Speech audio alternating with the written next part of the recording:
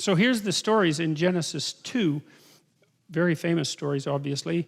Virtually everybody who's even vaguely versed in Western, roughly speaking, Western culture knows these stories. And that's something that's interesting too, that stories can be so foundational that everybody shares them. I mean, you can say the same thing about a fairly large handful of fairy tales as well, or you could at least until recently. But the fact that stories are foundational, I think, also means that they have to be given a kind of, well, even if you don't give them any respect, you have to at least treat them as remarkable curiosities.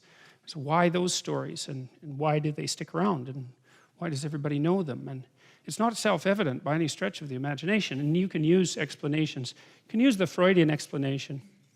Freud sort of thought that the Judeo-Christian was predicated on the idea that the figure of the father, the familial father, was expanded up into cosmic dimensions so that mankind existed in the same relationship to the cosmic father, let's say, that an infant or a small child existed in relationship to his or her own father.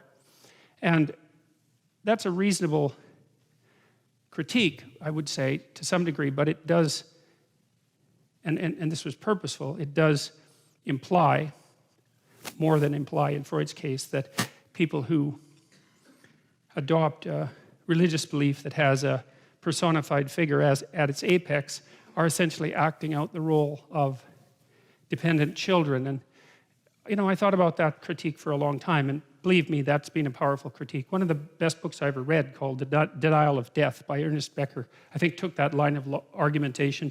It developed it as well as any book I've ever seen argue it. Becker tried to bring closure to Freudian psychoanalysis on religion, and he did a pretty wicked job of it. Like, I think the book is seriously flawed and wrong, but it's really a great book. Like, some books are wrong in really good ways, right? They make a powerful, powerful argument. They really take it to its extreme.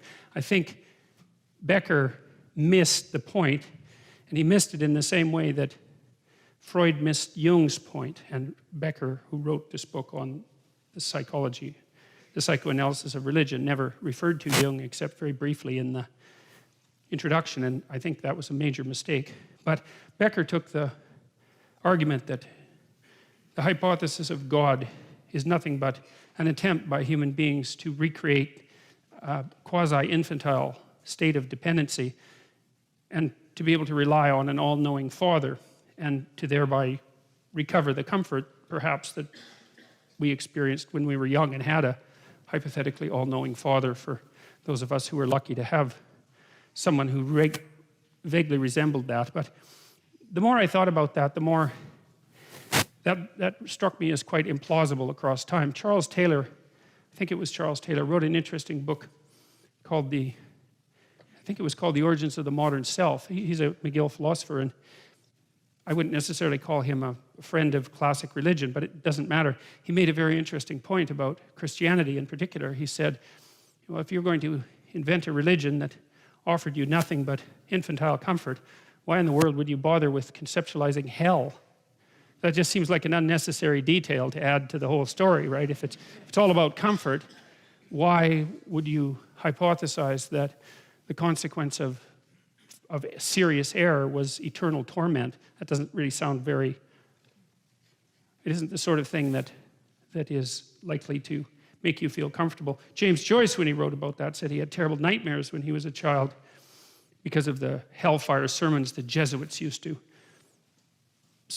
spew forth, let's say, and he wrote down what he remembered of them, and they were pretty hair-raising. I think in James Joyce's book, I think it was Portrait of the Artist of a Young Man, he talked about the Jesuits telling him that hell was like a prison with walls that were 7 miles thick, that was always in darkness and consumed by fire, and that the people who were trapped there were continually burnt by this dark fire that gave new light, which also simultaneously rejuvenated their flesh so that it could be burnt off eternally. In case you were wondering how it was going to be burnt off eternally, that's apparently the process.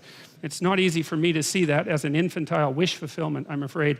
Now, you could be a cynic about it, and Elaine Pagels, who wrote a book on the devil, was cynical about it in this manner. She thought that the Christians, so to speak, invented hell as a place to put their enemies. And, you know, yeah, fair enough, but no, that's not accurate, really, although it's convenient to have a place to put your enemies.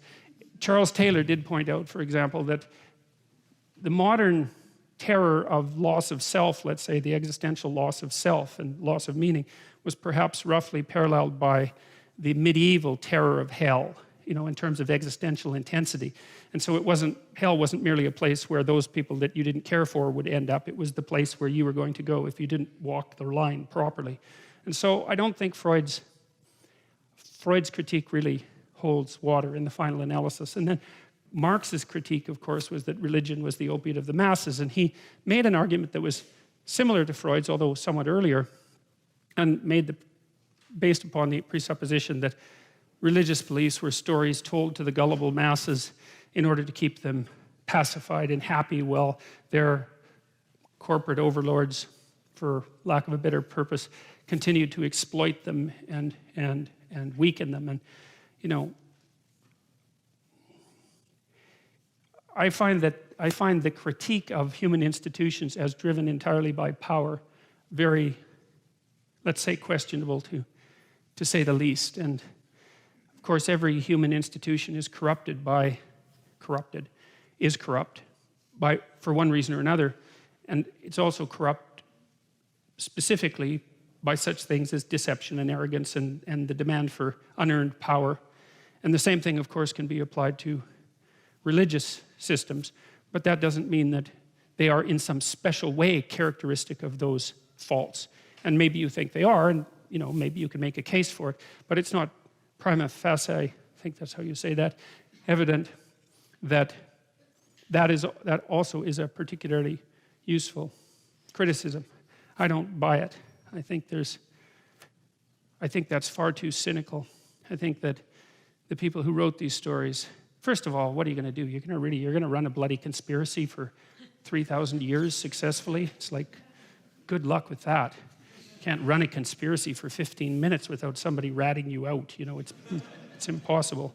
So whatever's at the basis of the construction, not only of these stories, but of the dogmatic structures that emerged from them, I think that it's a terrible mistake to reduce them to unidimensional explanations. In fact, I generally think that reducing any complex human behavior to a unidimensional explanation is often the sign of a seriously limited thinker. And you know, I say that with some caution because Freud did do that with religion, at least to some degree, and Freud was a serious thinker, and Marx, I suppose, was a serious thinker too, even though, well,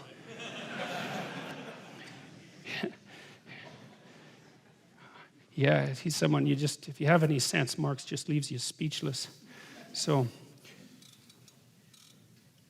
anyway, so that's all to say that I don't think there's any simple explanation for how these stories have the power that they have. I really don't. I don't think you can reduce it to political conspiracy, that's for sure. I don't think you can reduce it to psychological infantilism. I think you can make a case, like I have, that they are repositories of the collective wisdom of the human race.